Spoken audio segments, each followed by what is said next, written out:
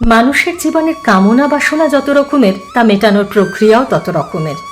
হিন্দু ধর্মে, বিশেষ করে বাঙালি ঘরোয়া জীবনে, লৌকিক ব্রতের চেহারারও বিরাট অদলবদল হয়েছে। কোনটা খাঁটি কোনটা নয়, সেটা এই সময় দাঁড়িয়ে সাধারণ মানুষের পক্ষে বলাটা খুব মুশকিল। বদলাচ্ছে বাঙালির অন্তঃপুরের জীবনযাত্রা। তাই ব্রত করার বা ব্রত অনুষ্ঠান পালনের নিয়ম ঠিকঠাক মনে রাখার চেষ্টাটাও চলে যাচ্ছে। এর মধ্যে ভালো বা খারাপ বলে কিছু নেই, কারণ জীবন বা জীবনযাত্রায় সর্বদা পরিবর্তনই একমাত্র স্থায়ী ঘটনা। তাই আজ যে ব্রত সম্পর্কে বলবো, তার নিয়ম সম্পর্কে আমি যেটুকু জানি সেটুকুই বলতে পারি।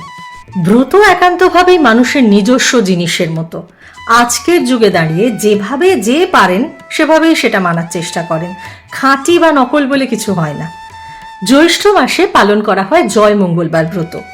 শহরাঞ্চলের থেকে শহরতলিতে বা গ্রামে এর এখনো ভালো চল আছে কিছু জায়গায়। জ্যৈষ্ঠ মাসের শুরু থেকে সংক্রান্তি অবধি যে কটা মঙ্গলবার পড়ে, প্রত্যেকটাই জয় মঙ্গলবার ব্রত হিসেবে পালন করা হয়। কেউ কেউ শুরু আর শেষ মাত্র দুটো মঙ্গলবারও পালন করেন। কুমারী বা সধবা সবাই এই ব্রত পালন করতে পারেন। এই ব্রতের গল্পটাও বেশ সুন্দর, জয়দেব আর জয়াবতীর গল্প। তবে আজ আর সেটা বলছি না। গল্পটা পড়ে নিতে পারেন বা বাড়ির বড়দের কাছ থেকে শুনে নিতে পারেন। ব্রতকথার গল্পগুলো কিন্তু শুনতে বেশ লাগে। জয় মঙ্গলবার দেবী মঙ্গলচণ্ডীর জন্য করা হয়ে থাকে। যেহেতু চণ্ডী হলো দেবী দুর্গার আর এক রূপ, তাই শক্তি মন্ত্র পাঠ করে মায়ের পুজো করা হয়। ব্রতকথার গল্প থেকে জানা যায় এই ব্রত করে জয়াবতী কিভাবে নানা বিপদ থেকে রক্ষা পেয়েছে, কিভাবে মা মঙ্গলচণ্ডী সব বিপদ থেকে তার পরিবারকে রক্ষা করেছে। ব্রতকথা অনুযায়ী প্রচলিত বিশ্বাস হলো, এই ব্রত করলে হারালে পায়, জলে ডোবে না, আগুনে পড়ে না, মরলে বাঁচে। তবে জয়দেব বা জয়াবতীর গল্প ছাড়াও একটা ছোট্ট ছড়া আছে এই ব্রতের।